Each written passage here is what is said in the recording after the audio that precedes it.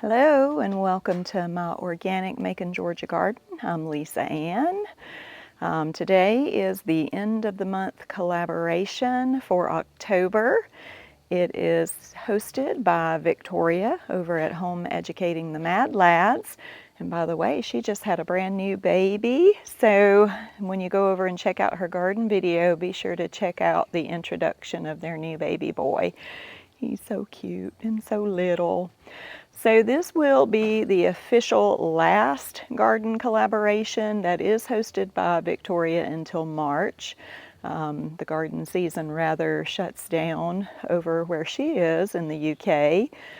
Here the garden season kind of continues, not as vigorously, but there are still things that grow and jobs to be done. So I will continue to post at least once a month, maybe more often.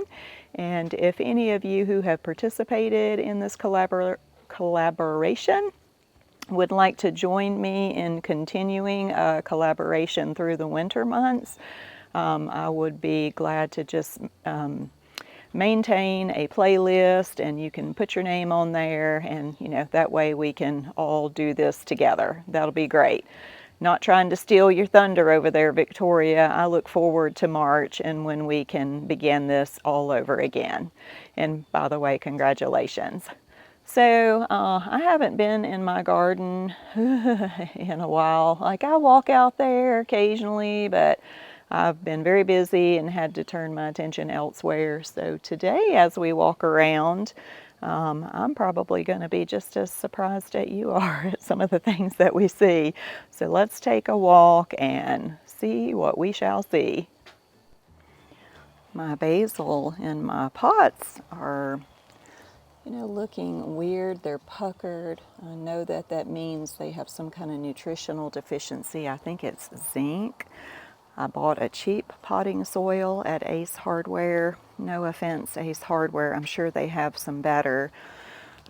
This one looks pretty good, and I am gonna spend some time this weekend cutting herbs and drying them in the dehydrator. My date palm has grown, and my citrus tree that's in the pot is getting bigger and bigger. Let's see what Maybelline is doing. She's getting her winter coat. She's looking really chubby. Hello, Maybelline. She always likes to say hello. Hello, Maybelline. She's been so sweet. We can let her go in the yard and she runs and plays. I don't know if you can tell or not, but we've had a good bit of rain the last 2 days, which was very welcome. My pots really needed a drink. This aloe reminds me of that character, is it Barbossa on Pirates of the Caribbean? I don't watch that, but it looks like his tentacles. Yuck. And here are the yard-long beans that I sowed in the cucumber pots. And they did produce and are still producing. I love the effect. So check them out here.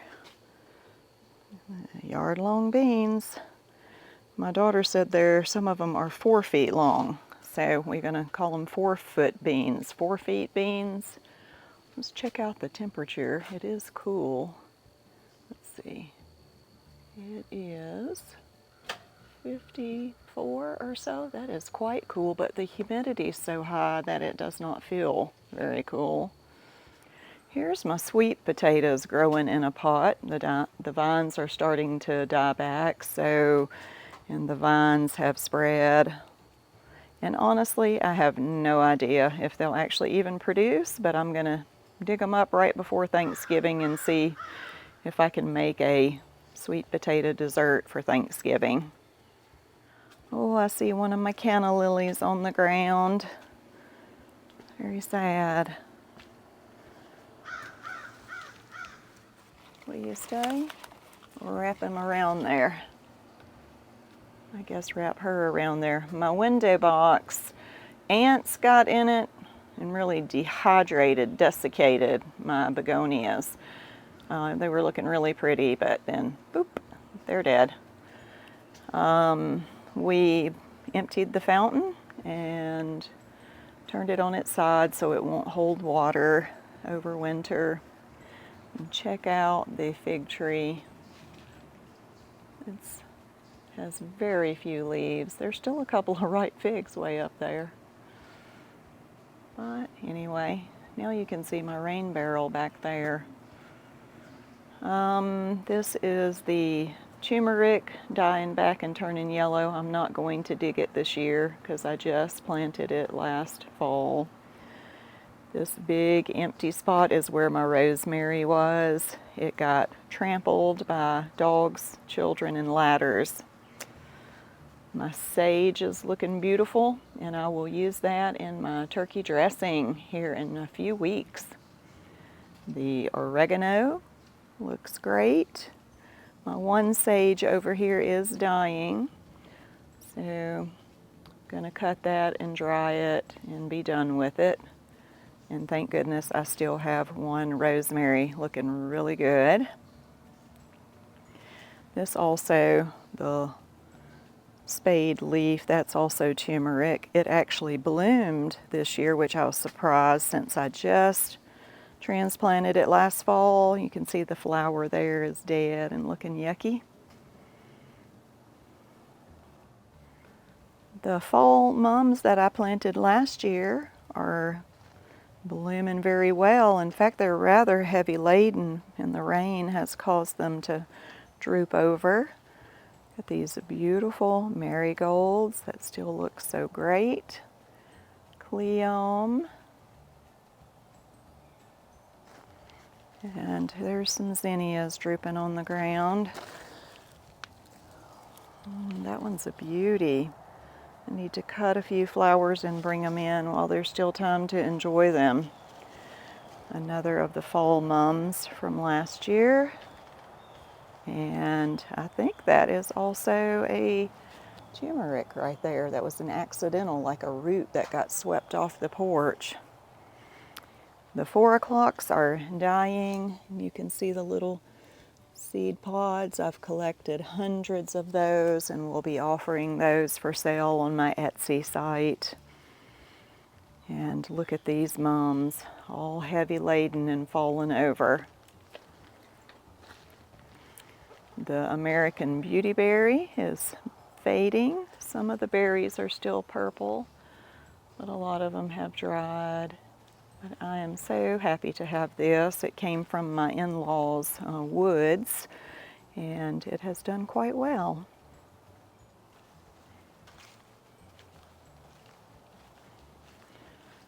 Oh, I know what I want to show you. Remember last year maybe, and if you didn't, I have a video on the strawberry bed, and what I did was I used my chicken tractor as a tractor. I let them till the area, and then we put a bed around it and planted strawberries there. So here I've got a little double area square, which I've already dug the one side. They ate all the grass. I'm going to dig this and then move the tractor back over and let them dig and scratch and eat grubs and such. And then I'm going to dig my asparagus. The asparagus is along that inside fence, and I don't want any perennials inside my garden. So I'm going to pull all my asparagus roots and plant them in this area here and box it in. To me it looks barren, but I'm sure you see a lot of green back behind there. There's still butter beans and peas growing. The gourds are still green. They have not fully dried, though you can see that the leaves are turning and drying back. It's going to be time for me to go in and trim my grape as soon as we have a frost. Here's a little mum that did not do quite so well, but it is from last year, and the color is beautiful.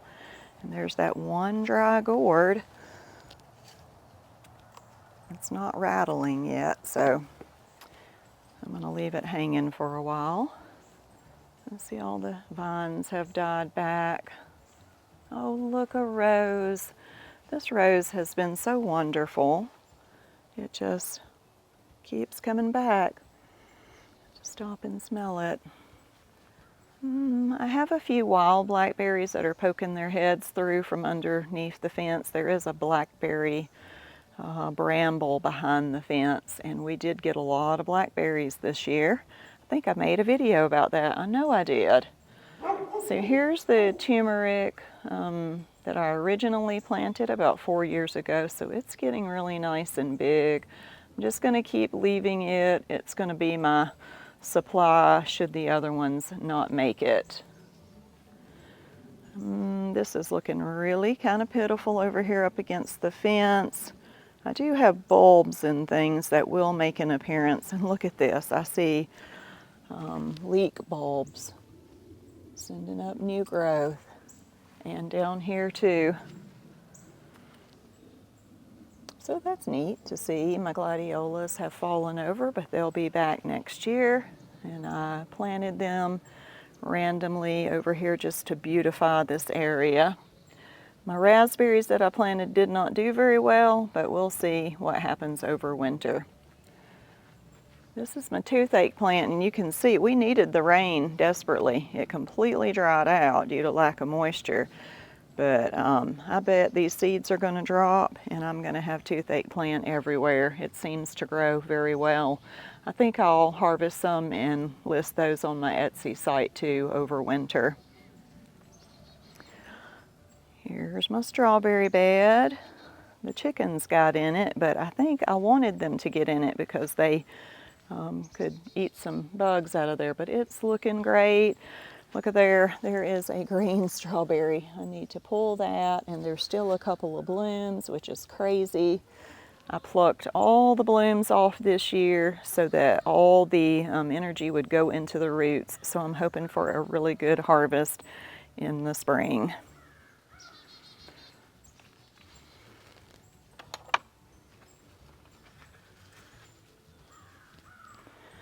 So you see row covers. I had to put row covers because I had a rabbit in here that was starting to destroy everything, and I only had one row cover, so I split it in half and it did the trick. I am going to order another one, split it, and put over a couple of the other rows. This is my row of turnips. I see a little baby turnip. I have enough greens here that I could actually harvest. I may harvest some and have for supper next week. My lettuce that I sowed, look, it's so pitiful. I mean, there's a little bit there, but we were so dry, and I would come out and water, but it just was not enough. And the same on the other side of the arbor.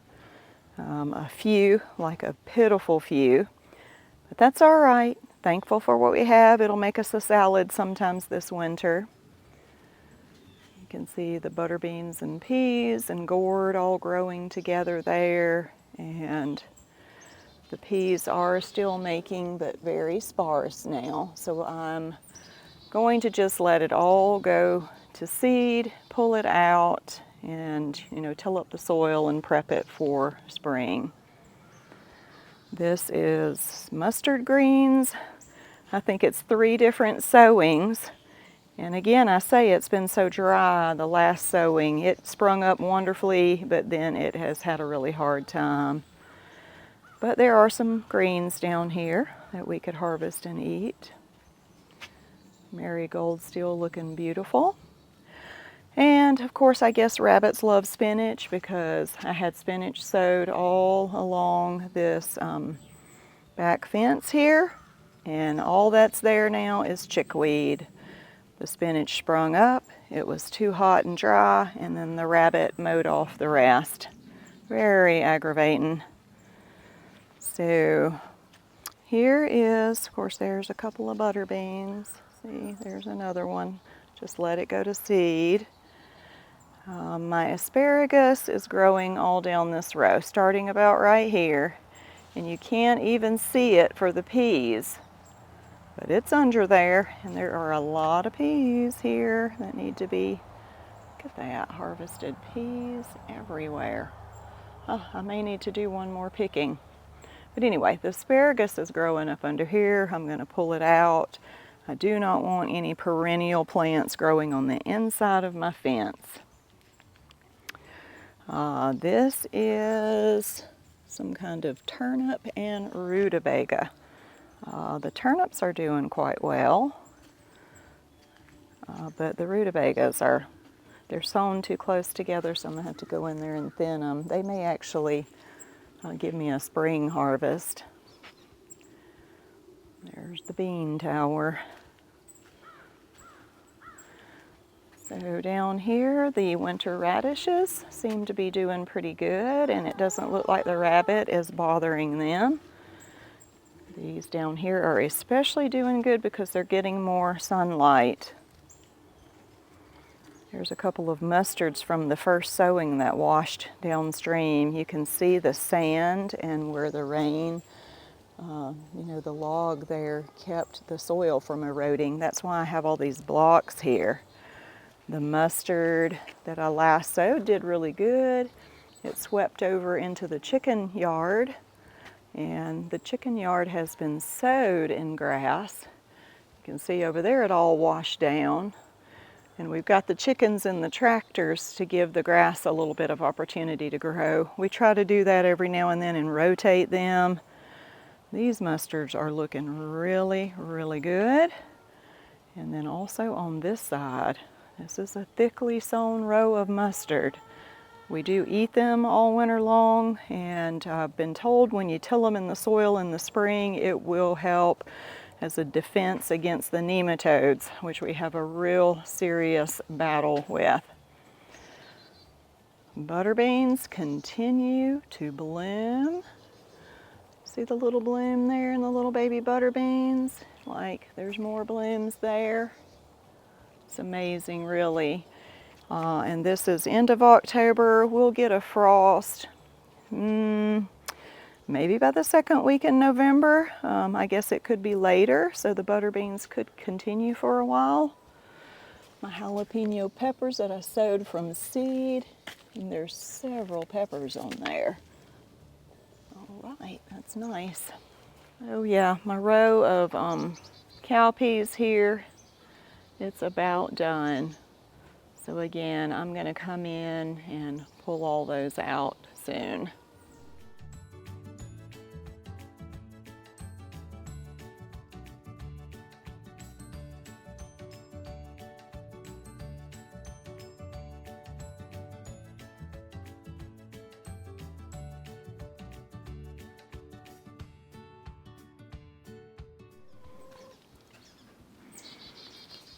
Hello, chickens.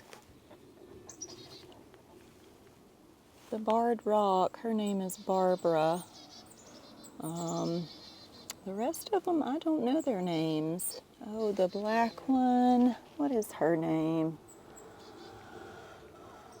I can't remember. Isn't that sad? My daughter's the one that takes care of them now, so. But Barbara, she's old. Barbara the barred rock. I know her very well. She's one of my favorites. The other ones are way around here. We wanted to be able to put them on grass and rotate them, so that's why we've got them out in the yard. So you can see the grassy area here, and you can see the old places where we've moved them like 4 times, and then again, and then now we're going this way. And they really tear it up, especially if it's been raining. So they need to be moved today. And we've got one more strip that we can move them for the next maybe 8 days. And then they're gonna have to go back in their big pen. That's Pearl. Pearl, I'm so sorry. You don't deserve to be in prison. No, you don't.